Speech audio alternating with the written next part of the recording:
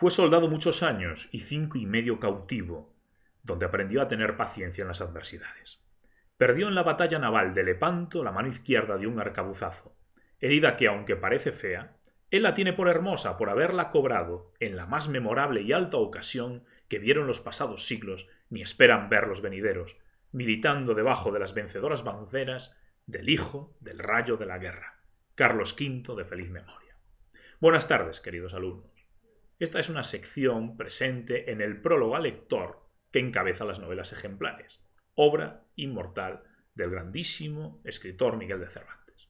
Vamos a ver entonces una serie de datos de carácter biográfico que os he propuesto en la hoja número 71, también aparece por lo tanto en la página 72, y vamos a encabezar entonces esta cuestión pues con unos datos que creo que son esenciales, ¿no?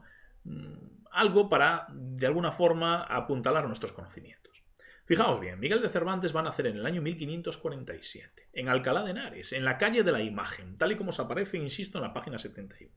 Por otro lado, tenéis que pensar que va a ser el cuarto hijo del matrimonio formado por Rodrigo de Cervantes, que era cirujano, maestro sangrador, con lo cual parece ser que había antecedentes conversos en la familia de Miguel de Cervantes, porque el oficio de sangrador, de barbero, pues era reservado para los cristianos nuevos. Los cristianos nuevos son aquellas personas que tienen antecedentes conversos, ¿de acuerdo? Y al mismo tiempo, pues, la madre de Miguel de Cervantes se llama Leonor de Cortinas y sabía leer, y este es un dato especialmente interesante. Se trata de una mujer que sabe leer en la época, ¿de acuerdo? Algo hemos avanzado afortunadamente y hemos mejorado las condiciones sociales.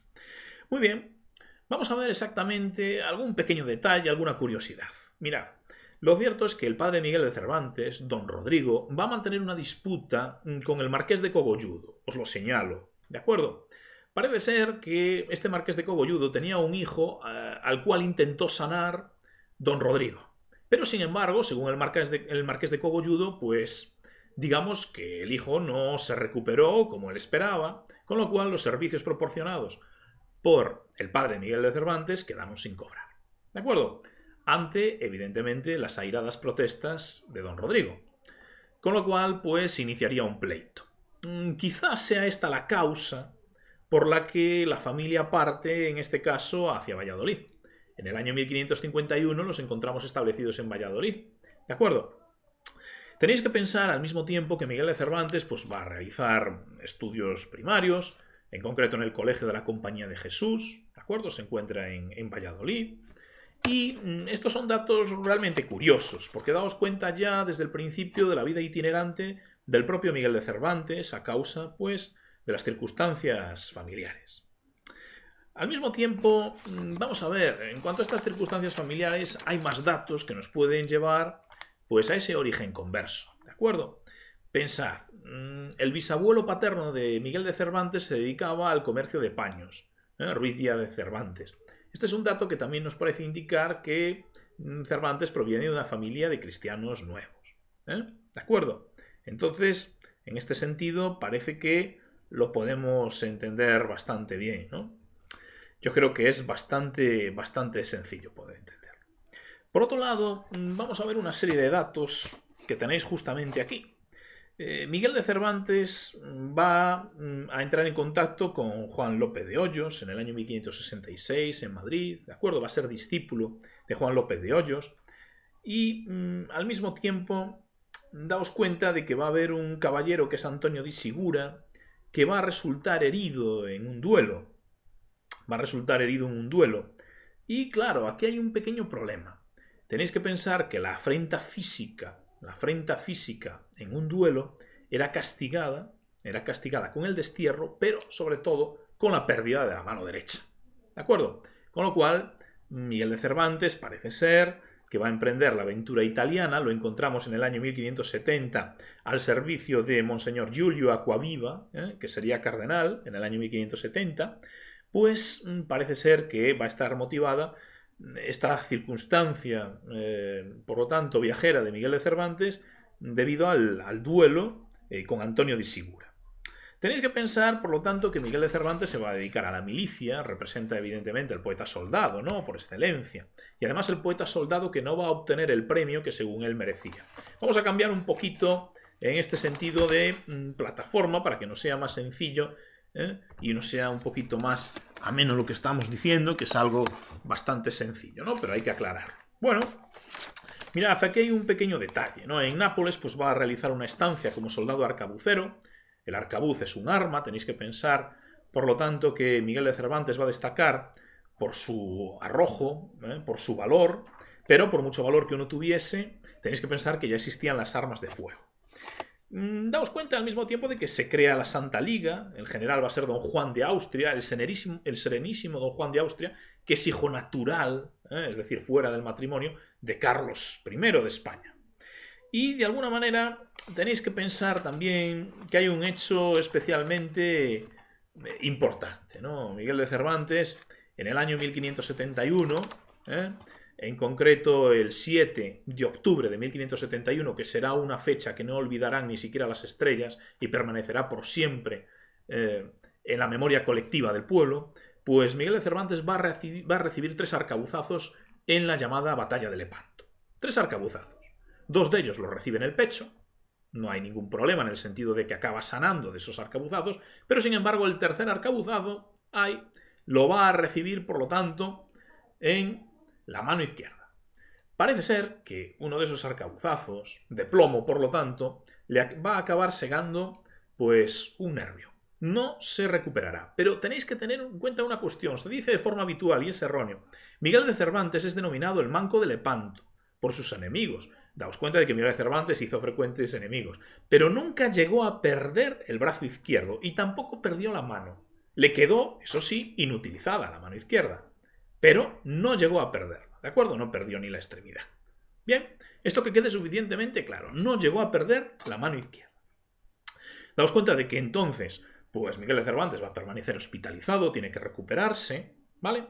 Y en este sentido, después de su valor, el día de la batalla de Lepanto, pues en concreto, el 7 del día de 1571, Cervantes se encontraba enfermo, le recomendaron incluso que se quedase en retaguardia, pero él, como era muy arrojado, demostraba mucho valor, lo derrochaba, de hecho, pues lo cierto es que quiso participar en semejante batalla. De ahí que hayamos aludido al prólogo a las novelas ejemplares al comienzo de este pequeño vídeo. Pues muy bien, va pues, a regresar a España, va a regresar de Nápoles, pero antes de esta circunstancia creo que hay un dato que sí que podríamos comentar, ¿no? Vamos a ver, Miguel de Cervantes va a tener 2 hijos naturales, uno de ellos con una señora italiana, ese hijo se llamará Promontorio, ¿de acuerdo? Promontorio, y al mismo tiempo va a tener una hija natural de la que hablaremos más adelante, Isabel, que será reconocida de forma tardía. ¿Vale? Y además es bastante curioso porque lo cierto es que portará el segundo apellido del autor, no el primero. ¿De acuerdo? Entonces, vamos paso a paso. Que sepáis que tuvo 2 hijos naturales. Bueno, vais a tener en cuenta que cuando regresa de Nápoles en el año 1575 va a tener un pequeño problemilla. Se encuentra a bordo de la galera Sol. ¿Vale? Lo tenéis apuntado también en la hoja, en el esquema, en la página 72. Y de alguna manera pues va a sufrir cautiverio. Este es uno de los momentos de la vida de Miguel de Cervantes en los que va a sufrir cautiverio. Daos cuenta de que entre Cadaqués y Palamos, esas son las localidades en concreto, pues se van a topar con 3 galeotes berberiscos, ¿vale? ¿De acuerdo? Tenéis que pensar que en este caso, de lo que hemos hablado justamente antes, que es la creación de la Santa Liga, pues realmente intentaba reunir los ejércitos cristianos para combatir al Imperio Otomano. Pues en este caso 3 galeotes berberiscos, comandados por Arnaute Mami, ¿vale? Pues acabarán llevándose al escritor. Va a llegar a Argel y después de muchísimo sufrimiento, de mucho sufrimiento, ¿vale? Cervantes podrá ser rescatado, previo pago de 500 escudos de oro. Y aquí la verdad es que hay una serie de datos que creo que son interesantes. Tenéis que pensar que el pago de ese dinero pues se hizo después de muchas dificultades. Nosotros sabemos que hubo hasta 4 intentos de fuga por parte de Cervantes para poder de alguna manera pues volver a disfrutar de la libertad. Esa libertad entonces que aparece reflejada perfectamente en el Quijote. El Quijote es una figura que ama la libertad, igual que la melancolía, ¿no? Ese carácter melancólico del Quijote, y que aparece perfectamente reflejado en las diferentes obras de carácter pictórico, ¿no? Bien, Vamos a ver, hay un hecho que es interesante. Como os he dicho, hay 4 intentos de fuga. En algunas ocasiones, y se ve nuevamente el valor de Cervantes, Cervantes no quiere llevar a la práctica hasta el final la fuga porque puede comprometer a sus compañeros. ¿Vale?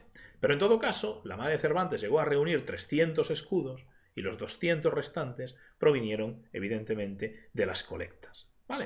Entonces, de alguna manera, fijaos bien, lo tenéis aquí perfectamente reflejado. Cuando ya la flota de Azam Bajá se preparaba a levar anclas, de hecho, pues daos cuenta de un detalle, ¿no? Cervantes, como lo llevasen al interior, a las tierras del interior, estaría absolutamente perdido. No nos explicamos aún a día de hoy cómo pudo conservar la vida durante tanto tiempo. Se especula incluso con la realización de determinados favores sexuales. Es que daos cuenta de que cuando fue apresado en el año 1575 estamos en el año 1580. En todo caso, gracias a las labores de Fray Juan Gil, se consigue la libertad de Miguel de Cervantes. ¿Vale? Bueno, tenéis que pensar que esos 300 escudos, ¿vale? Esos 300 escudos, pues lo cierto es que provienen inicialmente de la madre de Miguel de Cervantes y los 200 restantes, claro, pues provienen de las diferentes colectas. Esto que quede suficientemente claro. ¿De acuerdo? Vamos a ver otro tipo de cuestiones, ¿no? Vamos a ver otro tipo de cuestiones. Mirad, daos cuenta de un detalle, ¿no? Que tenéis aquí perfectamente reflejado. Va a desembarcar en Denia en el año 1580. Denia se encuentra en la provincia de Alicante, ¿vale? Y después pasa a Valencia. En el año 1584, y esto es un dato que sí que creo que debería quedársenos, por lo menos para tener un mínimo de idea, que yo creo que es relevante, en el año 1584 pues mantiene relaciones con una tabernera, que es Ana de Villafranca, que por cierto se encuentra casada, y fruto de esas relaciones nace la hija natural de Miguel de Cervantes, Isabel de Saavedra. Pero ya digo, el apellido vendrá después, y además es el segundo apellido de Cervantes, no el primero, que era lo habitual, con lo cual hay bastantes circunstancias en las que se aprecia el rencor familiar, parece ser. Por otro lado, en el mismo año 1584, Cervantes se casa con Catalina de Salazar y Palacios, en Esquivias. Esquivias se encuentra en la provincia de Toledo. ¿Vale? Estos son datos, por lo tanto, importantes para que nos demos cuenta de las circunstancias del autor.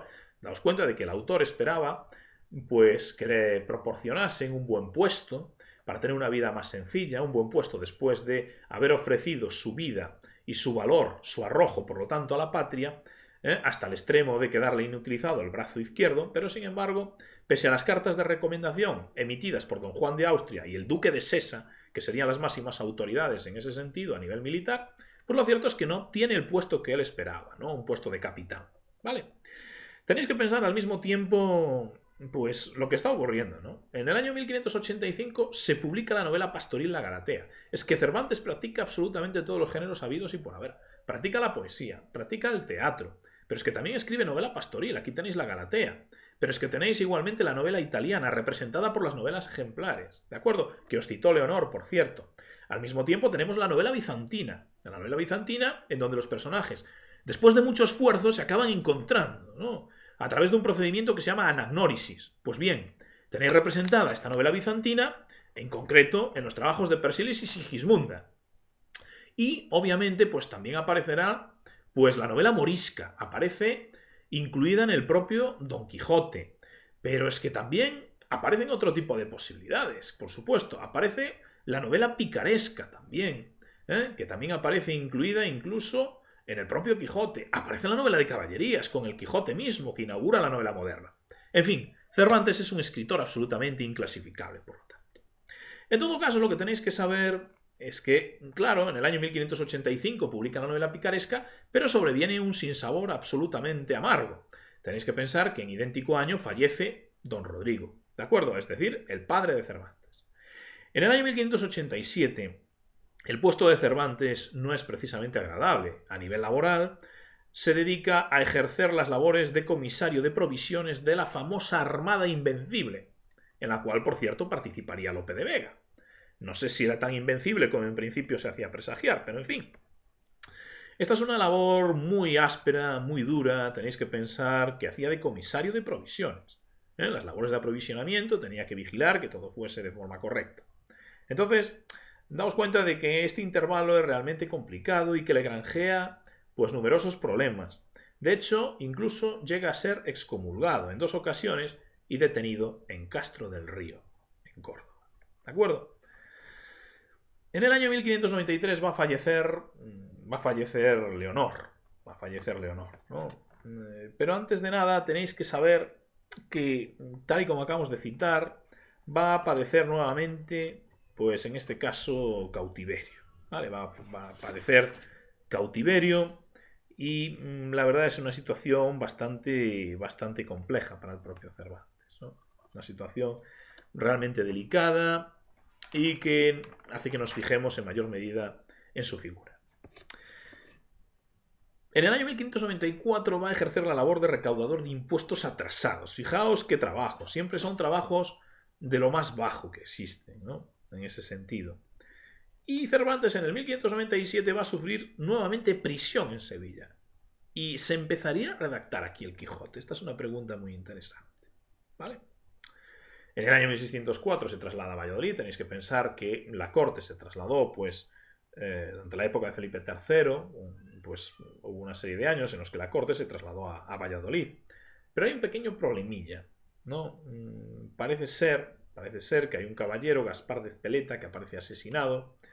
Y, bueno, pues parece que las culpas pueden recaer sobre Cervantes. ¿De acuerdo? 1605. Annus Mirabilis, que dirían los latinos, ¿no? Annus Mirabilis, un año absolutamente maravilloso porque se publica la primera parte del Quijote, ¿vale? Estamos hablando entonces de la imprenta de Juan de la Cuesta, ¿vale? Se publica la primera parte del Quijote. Recordad que el Quijote se publica en 2 secciones. Yo creo que esto queda suficientemente claro, ¿no? La primera parte se va a publicar en el año 1605, mientras que la segunda se publica en el año 1615. En todo caso, se imprimen en la misma imprenta. Estamos hablando de la imprenta de Juan de la Cuesta. La primera parte del Quijote, lo cierto es que va dirigida, pues, al honor del duque de Béjar, mientras que la segunda parte, sin embargo, se dirige a don Pedro Fernández de Castro, que por cierto era conde de Lemos. Se le dedica, por lo tanto, al conde de Lemos, mientras que la primera se le dedica al duque de Béjar. Muy bien, vamos a ver entonces qué es lo que ocurre aquí. Vamos a ver una serie de cuestiones, porque tenéis que entender además que en el Quijote hay tantísimas cosas que se pueden decir que no sabe uno muy bien por dónde empezar. En todo caso, no nos quedemos simplemente con el tópico de que consiste en una crítica de las novelas de caballerías. Eso es una visión absolutamente superficial. Hay muchos otros aspectos que habría que estudiar. El propio Cervantes leía libros de caballerías y hay algunos de ellos que, por cierto, le encantaban, como por ejemplo, pues Tirante el Blanco, ¿no? O Amadís de Gaula, que son algunos de los que se salvan en el capítulo 6 del Quijote cuando realizan un escrutinio. ¿De acuerdo? Todo ello consiste en que hay una serie de libros que hay que quemar y otros hay que salvarlos, ¿vale? Por lo que respecta a la biblioteca del hidalgo, manchego, Don Quijote de la Mancha. Muy bien. Tenemos en el año 1613 la publicación de las novelas ejemplares. Las novelas ejemplares que se pueden dividir en realistas e idealistas, dependiendo de la técnica utilizada. Fijaos, aquí estamos rodeados de una multitud impresionante, lo cual nos viene muy bien después de la soledad que hemos pasado estos días. En el 1614 aparece, pues, El viaje del Parnaso, que es un poema de carácter narrativo, y en el 1615, como os he dicho, se publica la segunda parte del Quijote. Tenéis que pensar, además, otro pequeño detalle, ¿no? Tenemos que pensar en un pequeño detalle que yo creo que, además, es importante que se sepa. Daos cuenta de que hubo un aspecto que realmente le hizo muchísimo daño al propio Cervantes, ¿no? Hubo un aspecto que le hizo muchísimo daño y, básicamente, fue la publicación de un Quijote falsario, que no se sabe con exactitud todavía a día de hoy quién podía estar detrás de su autor. Estamos hablando del Quijote de Avellaneda. El Quijote de Avellaneda. ¿De acuerdo? El Quijote de Avellaneda que se apropia de la trama, de la narración de Miguel de Cervantes y utiliza los mismos personajes. Eso le hizo mucho daño al autor y le contesta al propio Avellaneda en la propia obra, en la segunda parte de Don Quijote de la Mancha. ¿De acuerdo? El Quijote falsario de Avellaneda se acabará publicando en el año 1614.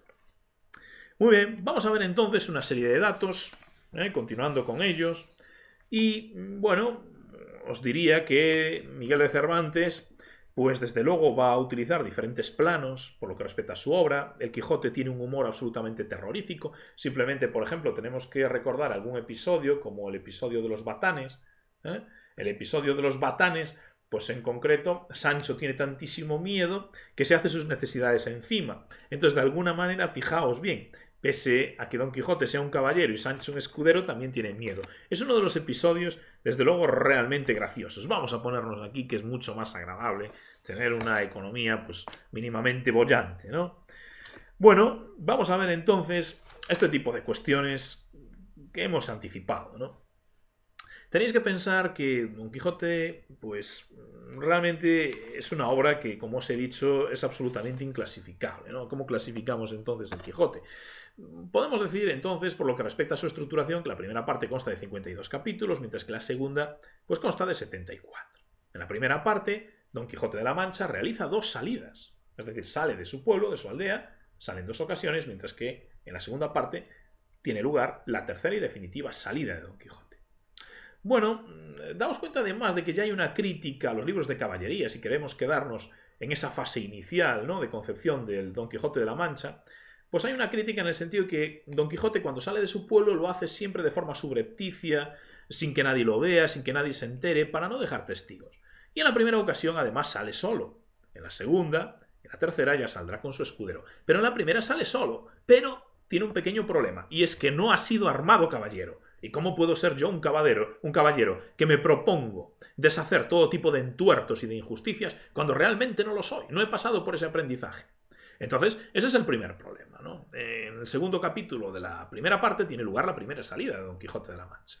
Y en el tercero va a ser armado caballero. Pero fijaos qué crítica se realiza a las novelas de caballerías. Porque va a ser armado caballero en una venta. Es decir, en una taberna en medio de la Mancha.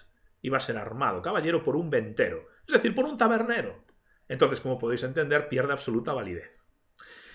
Capítulos reseñables que podríamos destacar. Bueno, pues el libro entero, desde luego. Eso es evidente, ¿no? Vamos a proponer un plano un poquito más grande, pero desde luego podríamos decir que el libro entero.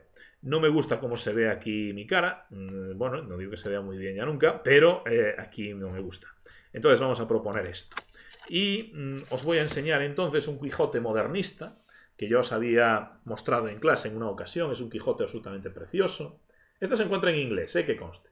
Es un Quijote modernista, estamos hablando del siglo XIX, y pues presenta frecuentes grabados, ¿de acuerdo? Presenta diferentes grabados, no sé si lo veis muy bien, pero en todo caso, para que quede suficientemente claro, ¿no? Para mí, desde luego, las representaciones básicas de Don Quijote, pues provienen, claro está, del talento de Gustavo Doré, ¿no? Gustavo Doré pues dibuja a Don Quijote y a Sancho exactamente tal y como yo me hubiera gustado imaginarlos, ¿no? Es absolutamente impresionante. Por otro lado, tenéis que pensar que capítulos reseñables, pues por ejemplo el capítulo sexto, cuando tiene lugar el escrutinio de la librería, y el cura y el barbero, que son 2 personajes que aparecen en la obra, pues deciden tirar por su cuenta y riesgo todos aquellos libros que les parecen oportunos, los quieren condenar a la hoguera, pero salvan Tirante el Blanco, por ejemplo, y el Amadís de Gaula, entre otros. En el capítulo 7 tiene lugar la segunda salida de Don Quijote, ¿no? La segunda salida de Don Quijote, aquí ya se encuentra acompañado de su fiel Sancho. Y desde luego un capítulo más allá, en el capítulo 8, pues ya tiene lugar la aventura de los molinos de viento, ¿no? Cuando son confundidos con gigantes. Tenéis que pensar que Don Quijote, cuando no encuentra una explicación racional, le echa la culpa a los encantadores, ¿no? Le echa la culpa, por lo tanto, a las artes mágicas. De alguna manera creo que es bastante interesante. Lo mismo hará en el capítulo 18. En el capítulo 18, desde luego, confunde los rebaños con ejércitos. Y, obviamente, la culpa no es de él. Entonces, parece que hay una distorsión entre lo que percibe Don Quijote, ¿vale?, y la verdadera realidad. Eso es fundamental. Él le echa la culpa a los encantadores. Sancho, al principio, pues lo cierto es que cree en lo que dice su amo, pero poco a poco se va dando cuenta de que, bueno, pues tiene momentos de locura. Daos cuenta de que Don Quijote es un idealista, no lo vayamos a entender simplemente como un loco. No, es una visión errónea, o por lo menos incompleta. Don Quijote, como se dirá por lo tanto a lo largo de esta obra, es un loco de lúcidos intervalos, y cuando no se le toca el tema de las caballerías es capaz de hablar muy sagazmente. Tenéis que pensar que, por otro lado, Sancho va a ensartar un refrán tras otro. Estamos ante el libro de la literatura española que contiene un mayor número de refranes. Bien, vamos a ver. Hay incluso, pues, un relativismo evidente a lo largo de esta obra que tiene lugar, pues, claro está, con el yelmo de Mambrino. El yelmo de Mambrino que aparece en la primera parte. ¿De quién era ese yelmo? Hay quien dice que era una bacía de barbero. Es decir, que se utilizaba, es un recipiente que se utilizaba para remojar la barba. Un yelmo de Mambrino, es decir, ¿tiene consideraciones históricas o es, pues, una simple bacía, un recipiente de barbero? Fijaos bien, entonces, cómo los diferentes narradores de Don Quijote, del Quijote, intentan confundirnos. La aventura de los galeotes, bueno, esta es durísima, ¿no? Porque lo cierto es que Cervantes, en este caso, manifiesta las injusticias del mundo. Pero claro, es que Don Quijote decide liberar a unos asesinos absolutamente confesos y lo dejan, obviamente, para el arrastre. Le tiran piedras, lo dejan tirado, ni gracias le dan. ¿Por qué? Porque les pide, por favor, que después de liberarlos le vayan a dar las gracias a la sin par Dulcinea del Toboso. Tenéis que saber que todo caballero andante tiene que tener, por supuesto, una doncella a quien adorar, y esa es Dulcinea del Toboso. A este respecto hay bastantes confusiones a lo largo de la novela. Tenéis que pensar que Don Quijote inaugura la novela moderna, porque hay veces que se nos dice que Don Quijote, pues, no ha visto nunca a Dulcinea del Toboso, en otra ocasión que la ha visto en una ocasión y en otra que la ha visto dos, con lo cual damos cuenta de que hay pequeños olvidos, lapsus a lo largo de la novela que, por cierto, la hacen más graciosa. En todo caso, hay un hecho que es fundamental, ¿no?, que comentamos en la página 73, y es la presencia de historias intercaladas en la primera parte. Hay quien opina que le conceden estas historias intercaladas una mayor lentitud a la novela. Yo creo que son simplemente fascinantes. Son simplemente fascinantes estas novelas intercaladas. Pues, por ejemplo, la del curioso impertinente, o la historia de Dorotea y Fernando, o la de Cardenio y Lucinda, o la de Basilio y Quiteria, son absolutamente maravillosas. Y en concreto, pues me voy a decantar por una que consiste, pues, en una temática muy actual, ¿no? Hay gente que tiene la manía de probar a los amigos, a los compañeros. Tenéis que pensar que lo cierto es que esta historia intercalada, recordad que aparece en la primera parte, las historias intercaladas aparecen en la primera parte del Quijote, pues lo cierto es que había un personaje que se llamaba Anselmo y estaba casado con Camila, pero Anselmo tenía un amigo que se llamaba Lotario, y lo cierto es que este tal Anselmo quería probar a su mujer hasta qué punto le era fiel. Entonces, pues, poniéndose de acuerdo con Lotario, le insistió a este para que se quedase con su mujer en su ausencia. Lotario opuso resistencia, le comentó los problemas, Anselmo siguió insistiendo, lo realizaron en continuas ocasiones, y tanto va el cántaro a la fuente que al final acaba rompiéndose. De tal manera que daos cuenta de que Lotario y Camila era la mujer de Anselmo, acabaron enamorándose.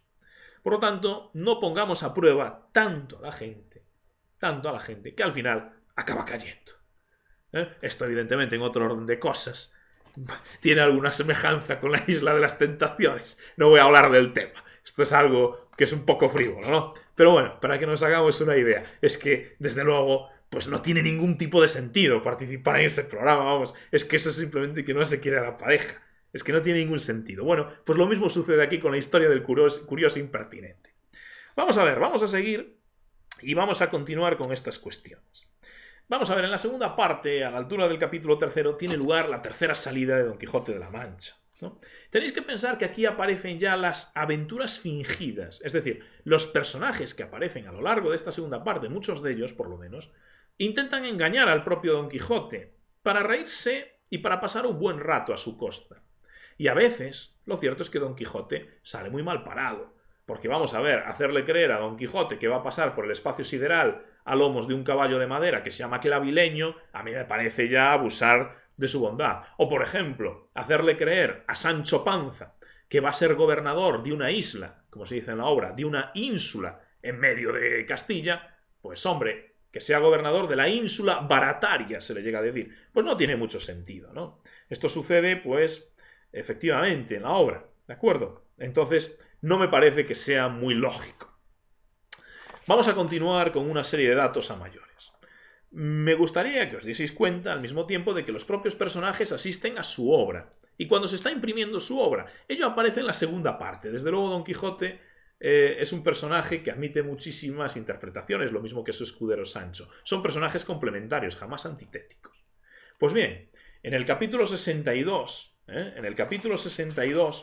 lo cierto es que llama la atención el hecho de que se encuentran en una imprenta, Don Quijote y Sancho, y bueno, pues asisten a la impresión de un Quijote.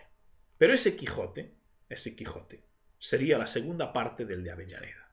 ¿De acuerdo? No es la aventura original. Y la obra es realmente triste. Es realmente triste. Tenéis que pensar que a la altura del capítulo 64 de la segunda parte, Don Quijote va a ser derrotado por el Caballero de la Blanca Luna. El Caballero de la Blanca Luna va a ser, en realidad, un personaje llamado Bachiller Sansón Carrasco. Se le llama bachiller porque lo cierto es que era bastante complicado que por aquel entonces pues, se tuviesen este tipo de títulos. El bachiller Sansón Carrasco es un personaje tremendamente antipático a lo largo de la obra. Ya había retado a Don Quijote en la primera parte, pero sin embargo Don Quijote le había ganado la partida, el duelo, pero sin embargo en esta segunda parte gana Sansón Carrasco, el Caballero de la Blanca Luna. De tal manera que Don Quijote tiene que volver a su aldea. Daos cuenta de que esta es una derrota absolutamente definitiva. Don Quijote, cuando pierde la capacidad de soñar, cuando no es capaz de entender el mundo como un ideal, es cuando fallece. Y así sucede por lo tanto. Alonso Quijano recobra el juicio. Y esto es lo peor que le puede ocurrir, porque entonces es cuando va a fallecer. Por eso decían los románticos que el Quijote es uno de los libros más tristes del mundo. Rezuma melancolía, igual que el propio carácter de Cervantes. Muy bien, vamos a ver entonces una serie de cuestiones que yo creo que hay que entender. Como se dice en la obra, el caballero de la triste figura, que es obviamente Don Quijote, ¿no? Son aspectos realmente tristes, ¿no? Pero que yo creo que sí que podemos verlos. Mirad, aquí os incluyo simplemente cuatro datos.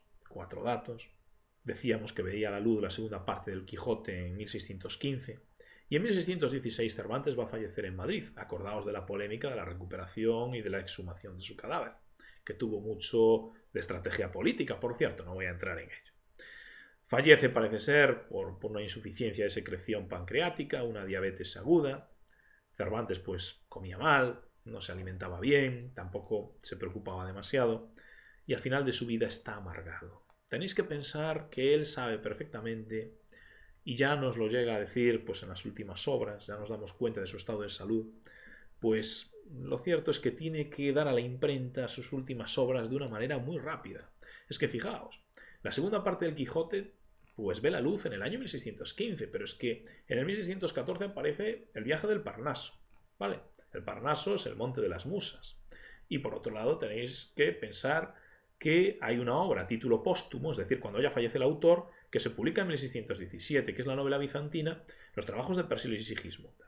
Por lo tanto, tenéis que pensar que Cervantes se vio abocado a publicar de forma rápida.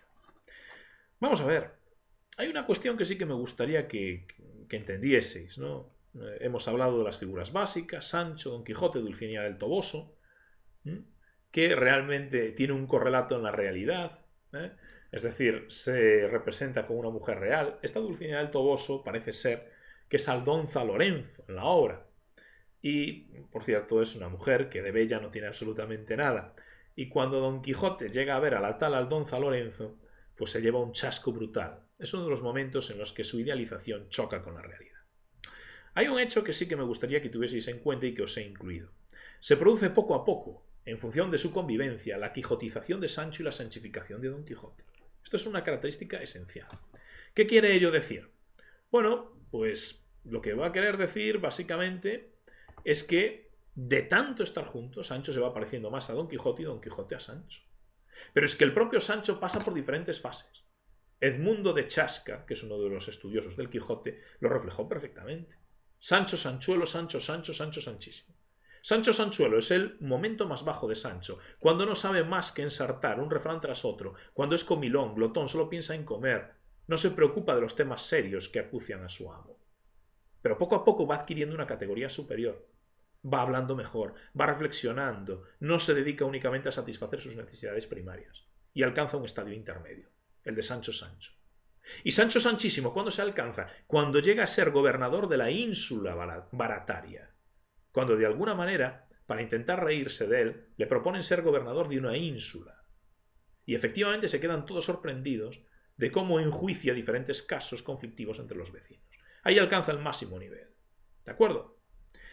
Por otro lado, tenéis que pensar que, tal y como os figura en el libro y que yo he recogido, pues el perspectivismo, la multiplicidad de enfoques también aparecen en el Quijote, ¿no? Tenéis el primer autor, que es Cide Hamete Benengeli, que es el recopilador de diversas fuentes, ¿vale? Y fijaos cómo el propio Cervantes tiene una estrategia muy cinematográfica, porque a la altura del capítulo 8, pues hay una batalla entre Don Quijote y el vizcaíno, y los deja con las espadas en alto, sin terminar el episodio. Es decir, será el moderno continuará. Pues hay un primer autor, por lo tanto, que será este Cide Hamete Benengeli. Por otro lado, hay un segundo autor, que es el responsable del hallazgo del manuscrito, así como, desde luego, pues hay un morisco aljamiado, tal y como os aparece en el libro, que se encarga de traducir dicho manuscrito. Y aparte de ello, las voces de los personajes. ¿Vale? Yo creo que hasta aquí más o menos vamos viéndolo. ¿De acuerdo? Simplemente para tener un barniz, para poder entender. Y os comentaré que estos textos que tenéis a continuación, en las páginas 73 y 74, pues desde luego tienen que ver con la primera salida de de Don Quijote, aunque podría ser perfectamente Miguel de Cervantes, y desde luego en el capítulo número 6, fijaos bien en el léxico empleado, porque el léxico de Cervantes es un léxico que busca ser entendible por todo el mundo, pues tiene lugar el donoso escrutinio, así se titula ese capítulo. El donoso escrutinio quiere decir aquellos libros que salvan el cura y el barbero de aquellos otros que van a ser condenados a la hoguera. Con esto sería más que suficiente para tener un mínimo de idea. Espero que os haya resultado mínimamente interesante y que no sea excesivamente pesado. Así que, por lo tanto, pues esto es todo, queridos amigos. Muchas gracias.